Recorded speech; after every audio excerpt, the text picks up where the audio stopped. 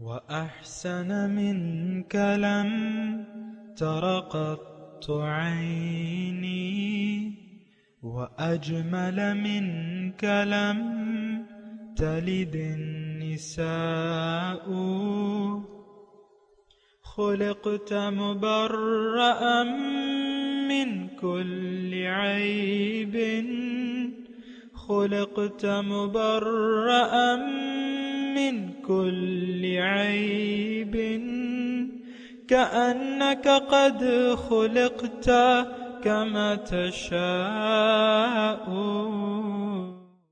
كتاب أنزلناه إليك مبارك ليدبروا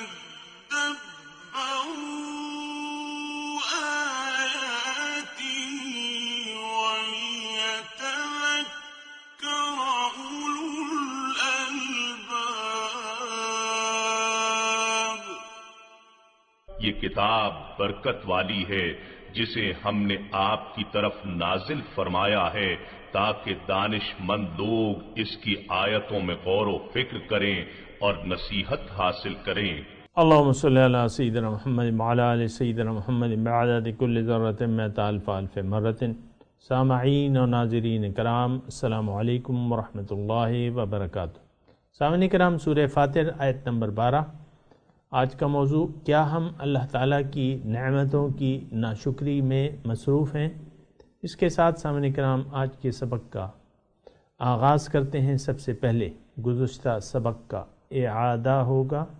من كان يريد العزة فلله العزة جميعا إليه يصعد الكلم الطيب والعمل الصالح يرفعه والذين يمكرون السيئات لهم عذاب شديد ومكر أولئك هو يبور.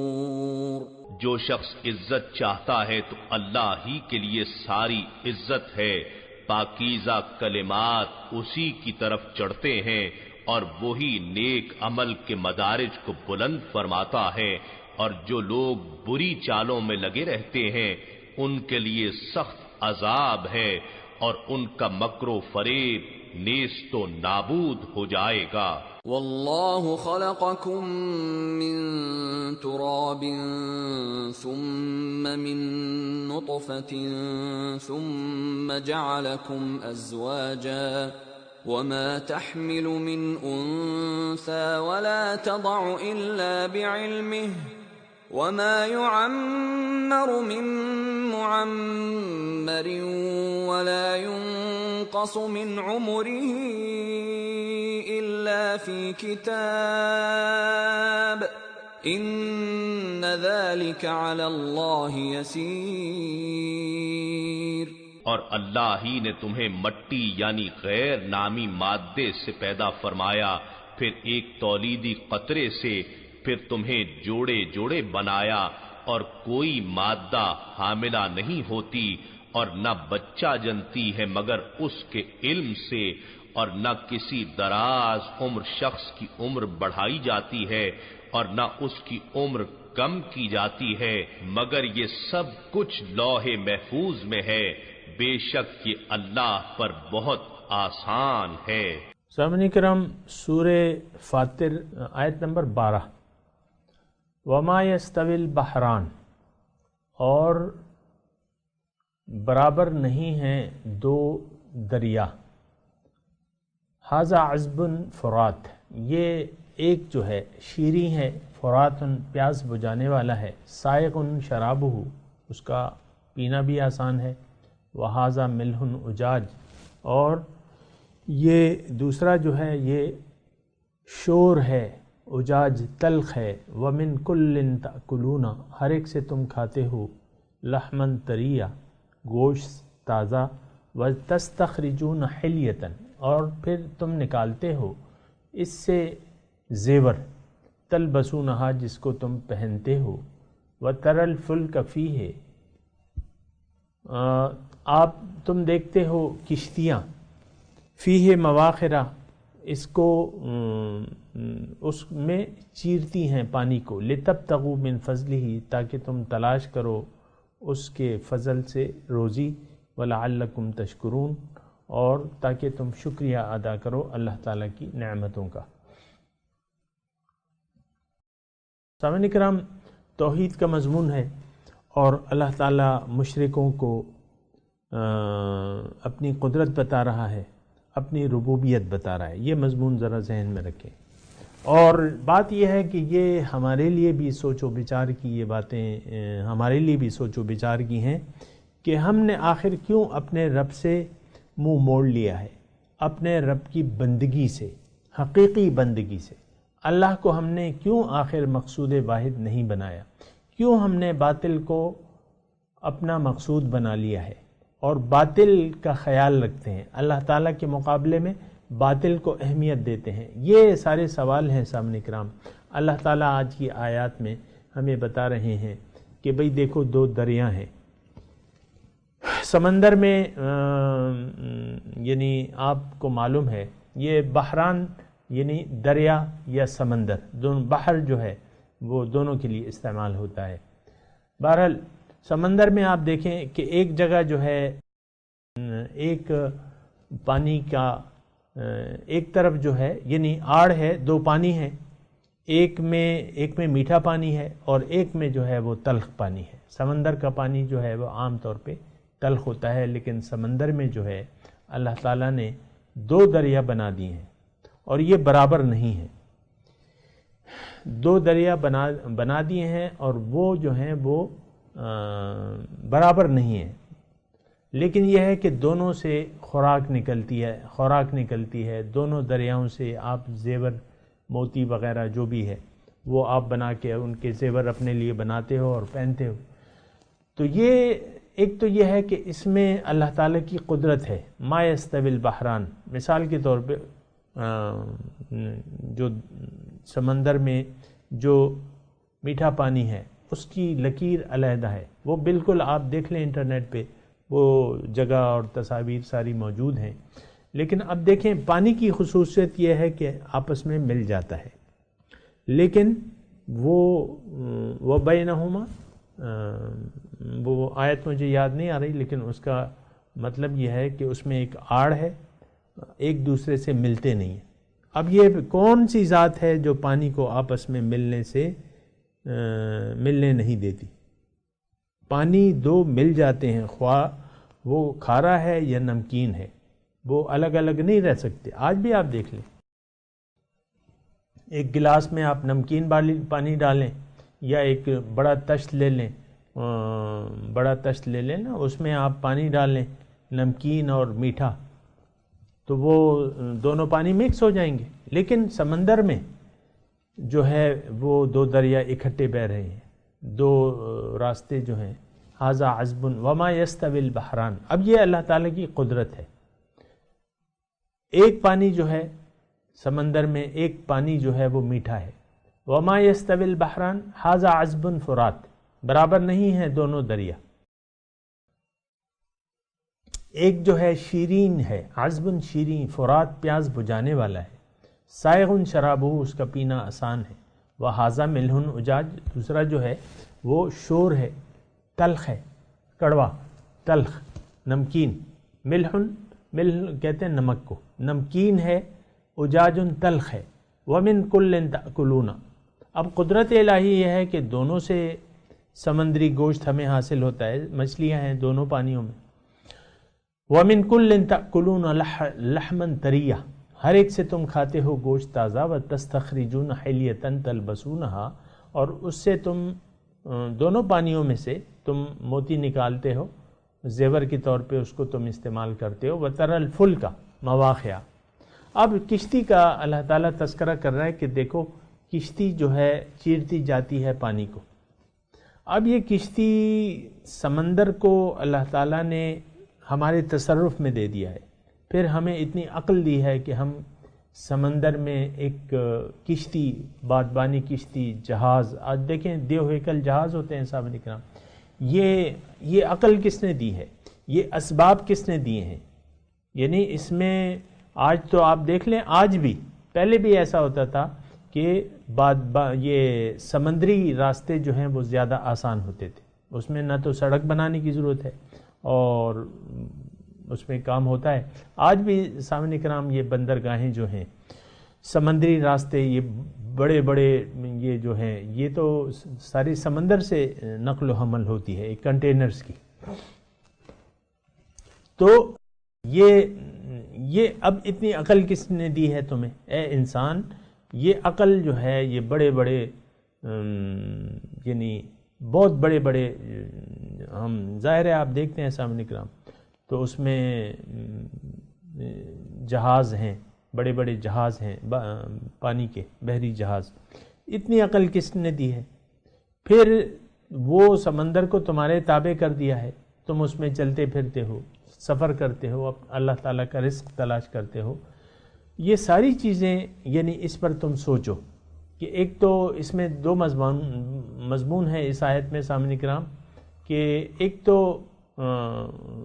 نمکین اور کھارا پانی، اس کو اللہ تعالیٰ نے اکٹھا چلا دیا ہے، اور یہ نعمتیں جو ہیں، اب یہ گوشت دیکھیں وہ یہ تو ہم سوچتے نہیں ہیں نا، اب گوشت جو ہے آپ دیکھیں، کچھ گوشت کو اللہ تعالیٰ مٹی سے بنا رہا ہے، کچھ گوشت کو اللہ تعالیٰ پانی سے بنا رہا ہے، سمندری مخلوق ہے وہ تو ساری پانی اس کا ذریعہ ہے، پھر یہاں مٹی جو ہے، یہاں بھی پانی ہے، پانی نہ ہو تو مٹی سے بھی پھر وہ نہیں ہو سکتی۔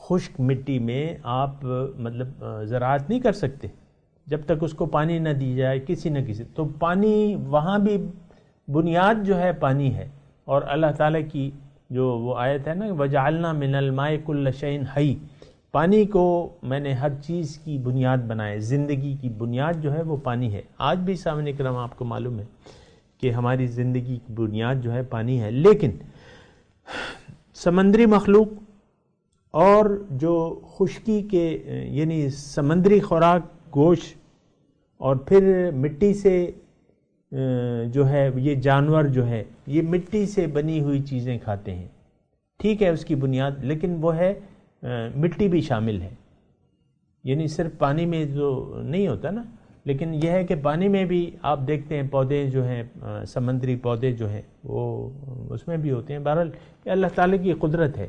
اب یہ ساری چیزیں جو ہیں یہ اس بات کا ہم سے تقاضا کرتی ہیں سامعین کرام کہ ہم اللہ تعالیٰ کی قدرت میں غور و فکر کریں۔ یہ جو اللہ تعالیٰ کو ہم نے بھلا رکھا ہے، ضرورت اس بات کی ہے کہ اللہ تعالیٰ کی نعمتوں کو یاد کریں، اللہ تعالیٰ کی قدرت کا احساس کریں، اس کی ربوبیت کا احساس کریں۔ اب یہ سمندری جو خوراک ہے ہمیں حاصل ہو رہی ہے، اور خاص طور پہ اس آیت میں جو تذکرہ ہے وَمِن كُلٍّ تَأْكُلُونَ لَحْمًا طَرِيًّا، تازہ گوشت تم اس سے کھاتے ہو، ظاہر ہے۔ پھر سمندر میں اللہ تعالیٰ نے زیورات کا بھی انتظام کر دیا ہے، وَتَسْتَخْرِجُونَ حِلْيَةً تَلْبَسُونَهَا، اب وہ موتی کیسے بنتا ہے اور کتنا قیمتی ہوتا ہے یہ سب آپ لوگ جانتے ہیں۔ وَتَرَى الْفُلْكَ فِيهِ مَوَاخِرَ، پھر اس میں جو کشتیاں چلتی ہیں، پانی کو پھاڑتے ہوئے جو کشتیاں چلتی ہیں، یہ قدرت، یہ کس نے سمندر کو ہمارے لیے مسخر کر دیا ہے؟ اتنی عقل جو اس نے دی ہے، اتنے اسباب جو دیے ہیں کہ ہم دیکھیں یہ ساری چیزیں جو ہے کاؤنٹ ہوتی ہیں۔ اگر عقل ہوتی، اسباب نہ ہوتے، پھر آپ کیسے کام کرتے؟ اگر اسباب ہوتے لیکن عقل نہ ہوتی،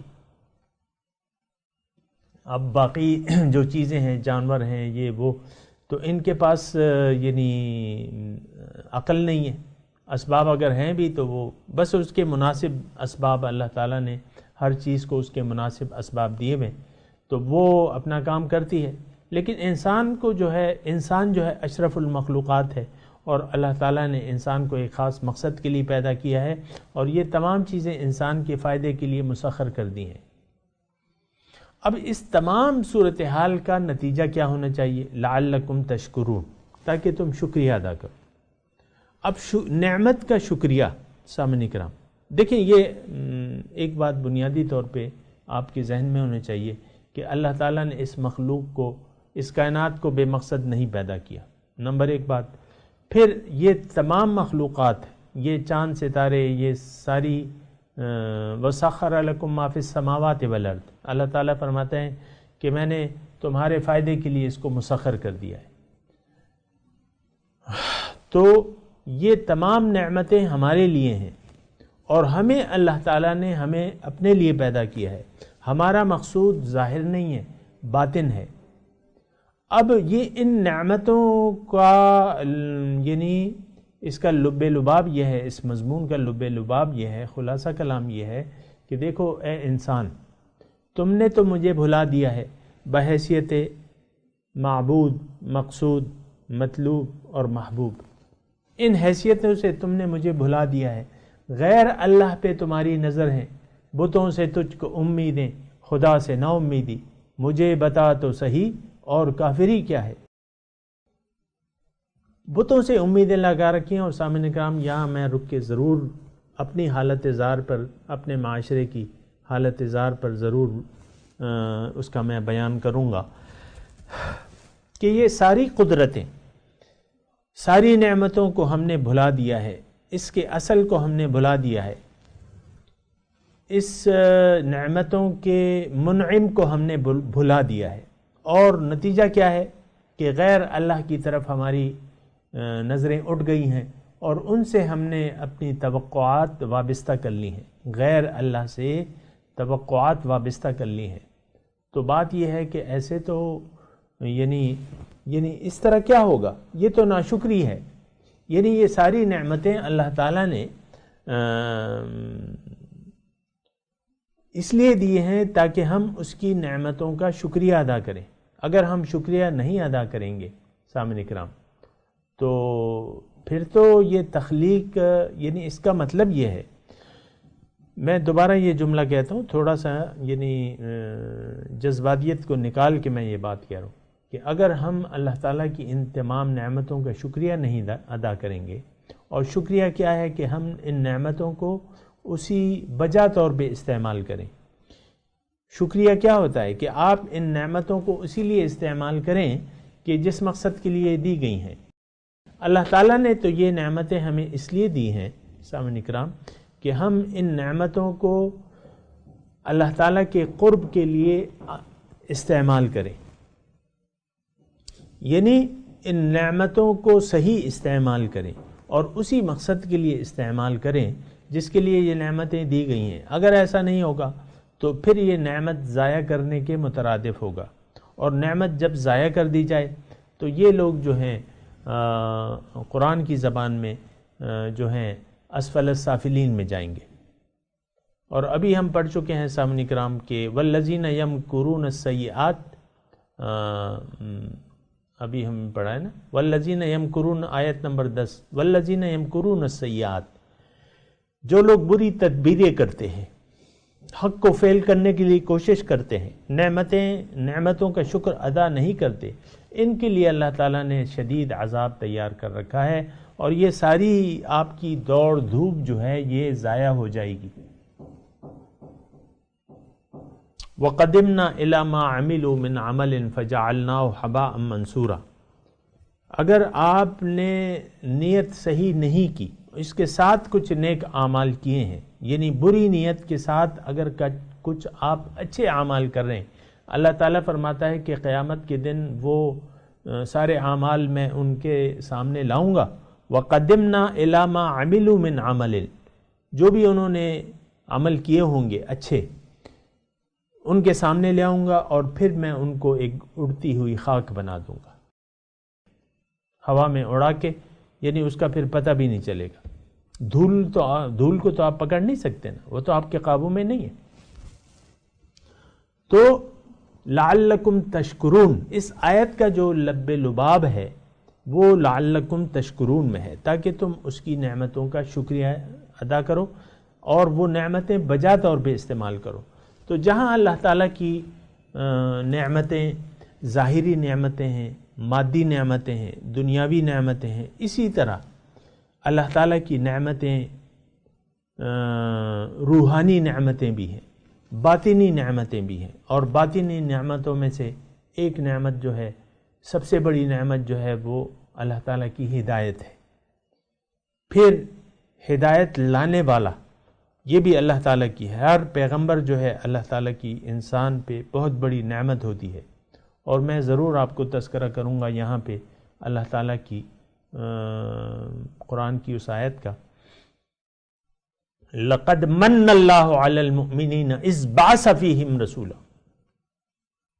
اللہ تعالیٰ نے یعنی احسان جتا رہا ہے اپنا کہ یہ میرا احسان ہے مومنوں پر کہ ان میں نبی یعنی نبی کو بھجوائے.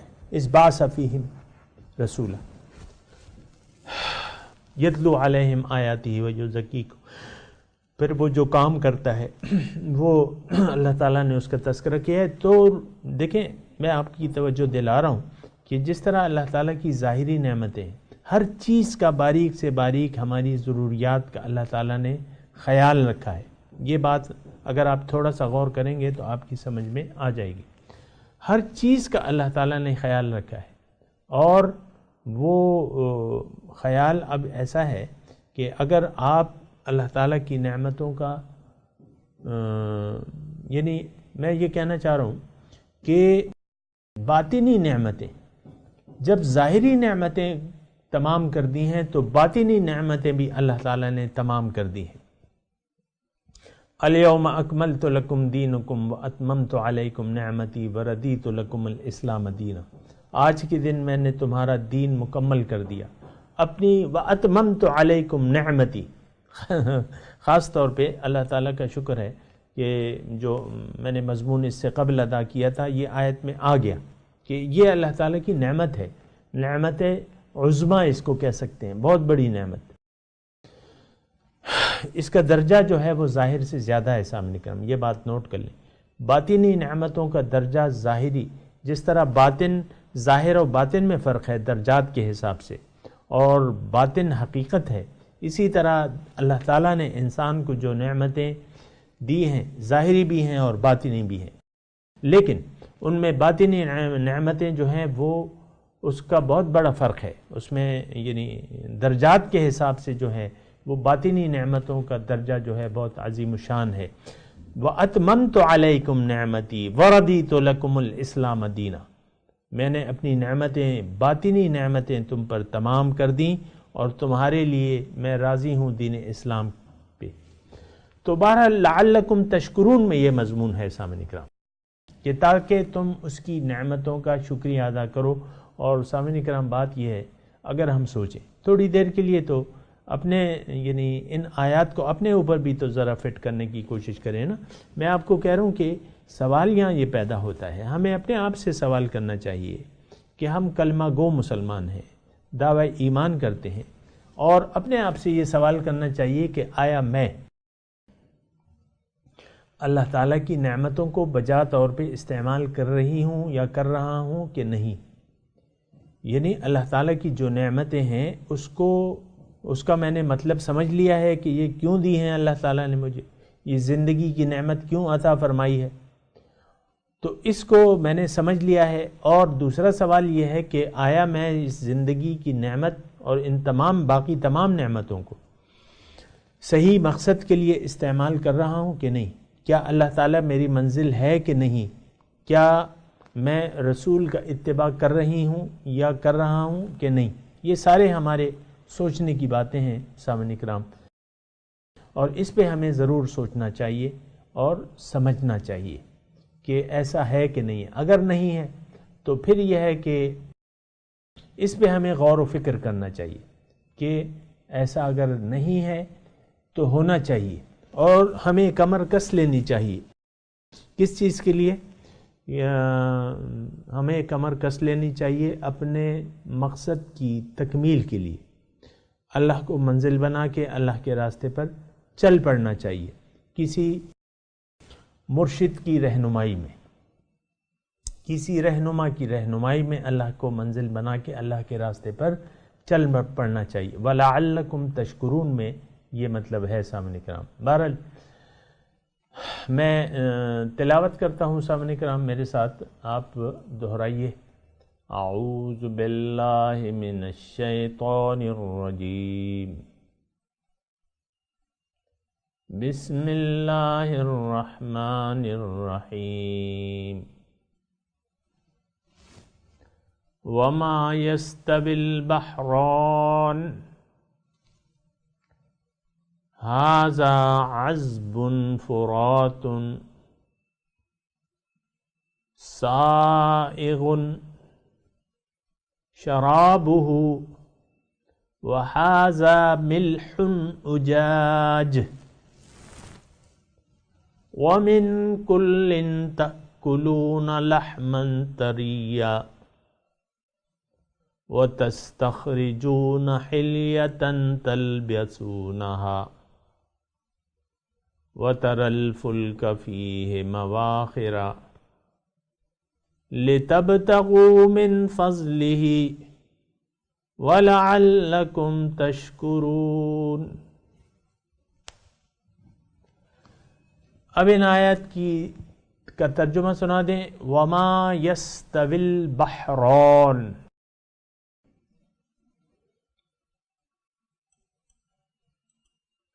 اور برابر نہیں ہیں دو دریا۔ ھذا عذب فرات،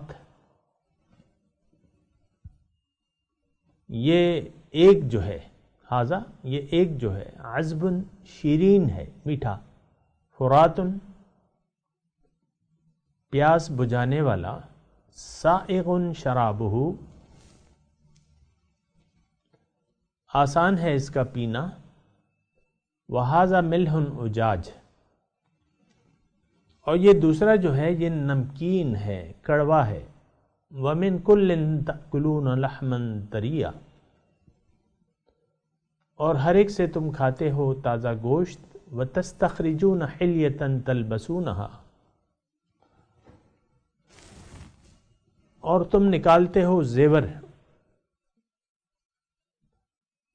جس کو تم پہنتے ہو، وَتَرَى الْفُلْكَ، اور تم اس میں ترل کو فلک فی ہے، اور تم اس میں کشتیاں دیکھتے ہو، مواخرہ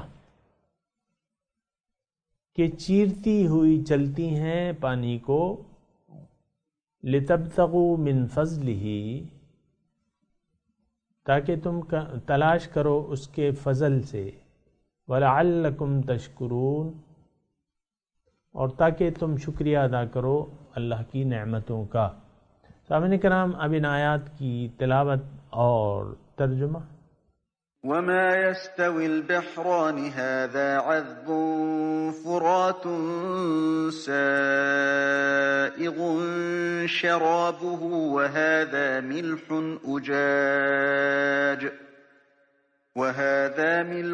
أجاج ومن كل تأكلون لحما طريا وتستخرجون حلية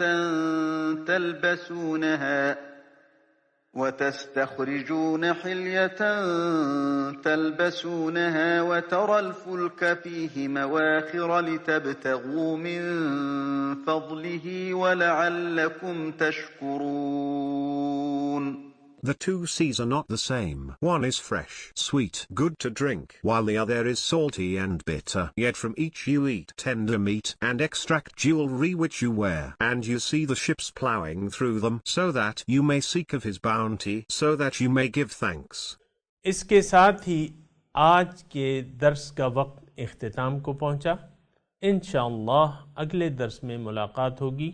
وآخر دعوانا ان الحمد للہ رب العالمین، والسلام علیکم ورحمۃ اللہ وبرکاتہ۔